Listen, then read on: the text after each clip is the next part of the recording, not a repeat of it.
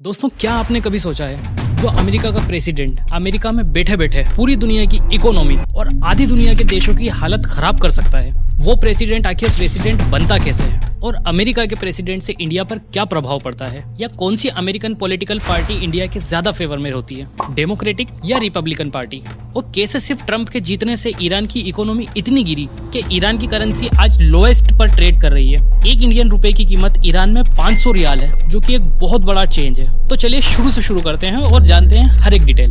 दोस्तों, बात है सन 1783 की, जब अमेरिका को ब्रिटेन से आजादी मिली।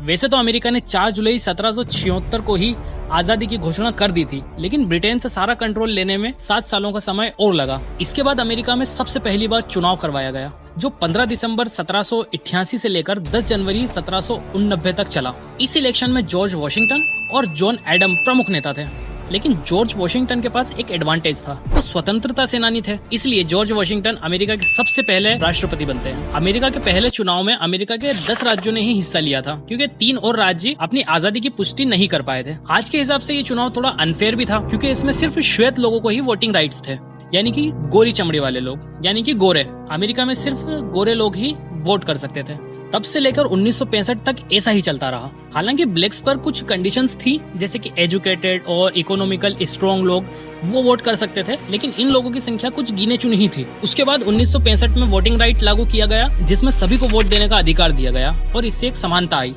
अब थोड़ी इस बात पर भी गौर करते हैं कि अमेरिका के चुनाव आखिर होते कैसे हैं। ये इंडिया से काफी अलग होते हैं, लेकिन कुछ हद तक सिमिलर भी होते हैं। अमेरिका में हर 4 साल में नवंबर के महीने में वोटिंग होती है, लेकिन ये वोट डायरेक्टली राष्ट्रपति को नहीं दिए जाते। इसकी डिटेल्स में नहीं जाते हैं, क्योंकि ये थोड़ा कॉम्प्लिकेटेड प्रोसेस है, इसलिए मैं आपको इजीली समझाता हूँ। आप ऐसा समझ सकते हैं कि इंडिया में आम जनता सांसद को चुनेगी और वो सांसद राष्ट्रपति को चुनेंगे। अमेरिका में इसको इलेक्टोरल कॉलेज कहा जाता है। जो भी कैंडिडेट 538 सीटों में से 270 सीटें ले आता है, वो राष्ट्रपति बनता है। जैसे अभी ट्रम्प को 295 सीटें मिली। इसके बाद 20 जनवरी को नए राष्ट्रपति ऑफिशियली अपनी ड्यूटी संभालते हैं। अब ये समझ लेते हैं कि अमेरिका के चुनाव से इंडिया पर कैसे और क्या प्रभाव पड़ता है। दोस्तों, अमेरिका के चुनाव से इंडिया पर वैसे तो काफी फर्क पड़ता है। मैं आपको कुछ मेजर चीजें बता देता हूँ, जिससे आम आदमी पर भी बहुत फर्क पड़ता है। सबसे पहले हम बात करते हैं इकोनॉमी की। 2016 में जब ट्रम्प राष्ट्रपति बने, तो उन्होंने काफी एक्सपोर्ट होने वाली चीजों पर टैरिफ लगाया, जिसमें इंडिया से एक्सपोर्ट होने वाले स्टील, एल्यूमिनियम भी थे, जिसकी वजह से इंडिया की कंपनियों को लॉस हुआ और कहीं ना कहीं इंडिया की इकोनॉमी पर उसका असर पड़ा। इसके साथ ही न्यूक्लियर डील भी हुई। बराक ओबामा के टाइम पर इंडिया और अमेरिका के बीच सिविल न्यूक्लियर एग्रीमेंट हुआ, जिससे इंडिया के एनर्जी सेक्टर को काफी बूस्ट मिला। वैसे ये प्रपोजल जॉर्ज बुश के टाइम पर आ चुका था, लेकिन इस एग्रीमेंट पर साइन ओबामा के टाइम पर हुए। ऐसे ही सिक्योरिटी और डिफेंस पर भी इम्पैक्ट पड़ता है, और साथ ही साथ टेक्नोलॉजी पर भी इसका काफी फर्क पड़ता है। दोस्तों, अगर आप भी टेक्नोलॉजी का यूज करके पैसे कमाना चाहते हैं या कुछ नया सीखना चाहते हैं, तो हमारी एआई वाली वीडियो जरूर देखें, क्योंकि एआई ही अब हमारा भविष्य है। ऊपर आई बटन पे क्लिक करके आप वो वीडियो देख सकते हैं। चलिए अब बात करते हैं कि अमेरिका की कौन सी पार्टी का इंडिया से कैसा संबंध है।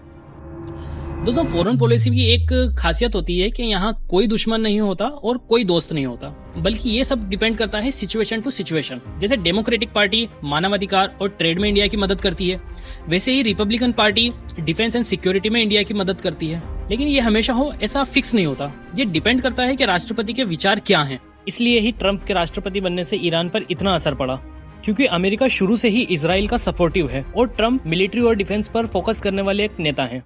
The United States stands with Israel.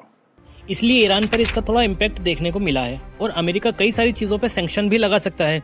और जैसे रूस और यूक्रेन की वॉर के टाइम पर किया था, अमेरिका ने रशिया के कई सारी चीजों पर बैन लगा दिए थे। अगर आप इन टाइप के टॉपिक्स पर पूरी वीडियो देखना चाहते हैं, तो कमेंट में बताएं। हम इस पर भी एक वीडियो बनाकर लाएंगे कि कैसे अमेरिका ने Ukraine, Israel, Afghanistan, Iran, Iraq और इन सभी देशों को बर्बाद किया है। वीडियो पसंद आया हो तो लाइक जरूर करें, कमेंट करके बताएं वीडियो कैसा लगा, और चैनल को सब्सक्राइब करना ना भूलें। मिलते हैं अगली वीडियो में एक नए टॉपिक के साथ। तब तक के लिए धन्यवाद।